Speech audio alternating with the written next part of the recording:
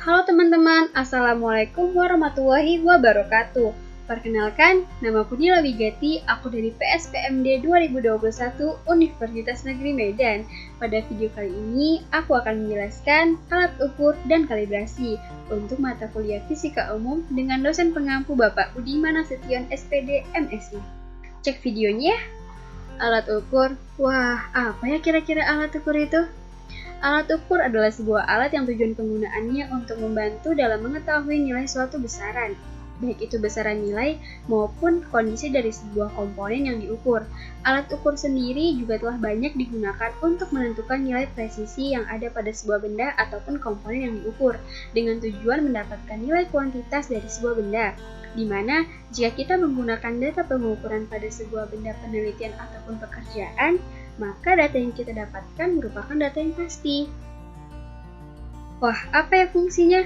Alat ukur sebenarnya memiliki fungsi yang cukup beragam loh, dan ini juga tergantung dari untuk apa dan jenis apa alat ukur itu kita gunakan. Namun dapat kita artikan secara umum bahwa alat ukur berfungsi sebagai pengukur sesuatu, baik itu panjang atau tinggi benda, berat, jarak, tegangan, waktu, dan lain sebagainya. Dengan memanfaatkan macam-macam alat ukur yang ada, maka bukan tidak mungkin bahwa pekerjaan sahabat akan menjadi lebih fleksibel, efektif, dan juga cepat, akurat, serta tepat dalam mengukur sebuah parameter. Klasifikasian alat ukur. Banyak cara yang dilakukan oleh juru teknik dalam melakukan proses pengukuran. Semuanya itu bertujuan untuk mendapatkan hasil pengukuran yang seakurat mungkin. Hal tersebut akan sangat tergantung pada jenis, bentuk, posisi, bahkan temperatur dari benda ukur ataupun alat ukur yang digunakan.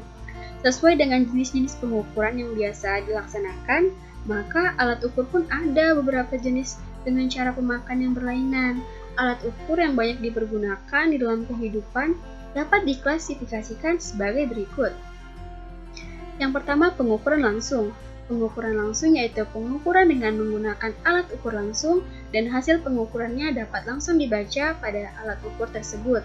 Yang kedua, pengukuran tidak langsung. Pengukuran tidak langsung yaitu pengukuran dengan cara menggunakan alat ukur tak langsung, alat ukur jenis pembanding atau pembantu, dan standar.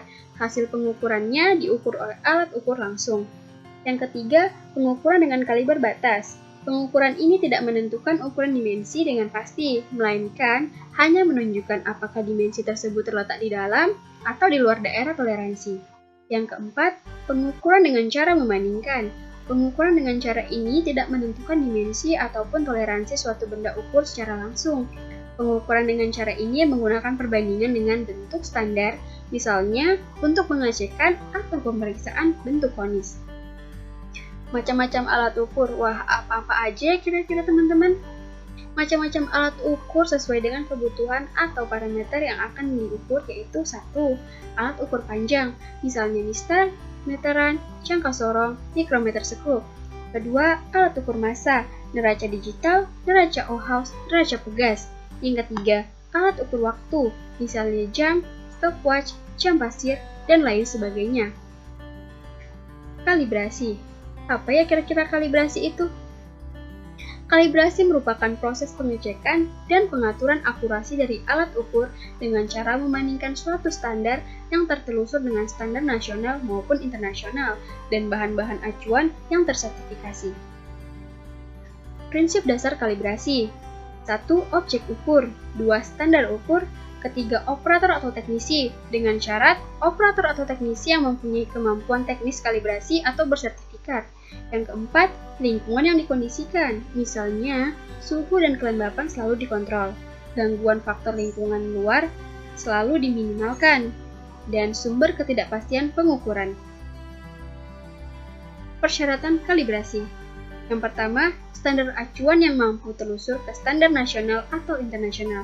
Yang kedua, metode kalibrasi yang diakui secara nasional atau internasional, personil kalibrasi yang terlatih yang dibuktikan dengan sertifikasi dari laboratorium yang terakreditasi. Yang ketiga, ruangan atau tempat kalibrasi yang terkondisi, seperti suhu, kelembapan, tekanan udara, aliran udara, dan kedap getaran. Yang keempat, alat yang dikalibrasi dalam keadaan berfungsi baik atau tidak rusak. Waktu pelaksanaan kalibrasi, wah kapan ya kira-kira? Nah, waktu pelaksanaan kalibrasi itu tergantung pada karakteristik dan tujuan pemakaiannya. Ditinjau dari karakteristiknya, maka makin tinggi kualitas metrologis, makin panjanglah selang kalibrasinya. Bila ditinjau dari pemakaiannya, semakin kritis pemakaiannya, semakin kecil dampak hasil ukurnya, maka semakin pendek selang kalibrasinya. Secara umum, selang waktu kalibrasi dipengaruhi oleh jenis alat ukur, frekuensi pemakaian, dan pemeliharaan dari alat tersebut. Adapun waktu-waktu kalibrasi biasanya dinyatakan dalam beberapa cara, yaitu 1.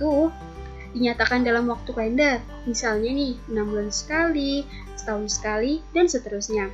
Yang kedua, dinyatakan dalam pemakaian, misalnya 1000 jam pakai, 5000 jam pakai, dan seterusnya. Yang ketiga, kombinasi cara pertama dan kedua di atas, misalnya 6 bulan sekali atau 1000 jam pakai, tergantung mana yang dahulu. Tujuan dan manfaat kalibrasi. Tujuan kalibrasi apa ya? Menentukan deviasi kebenaran konvensional nilai yang menunjukkan suatu instrumen atau deviasi dimensi nominal yang menunjukkan suatu bahan ukur. Menjamin hasil-hasil pengukuran sesuai dengan standar nasional maupun internasional.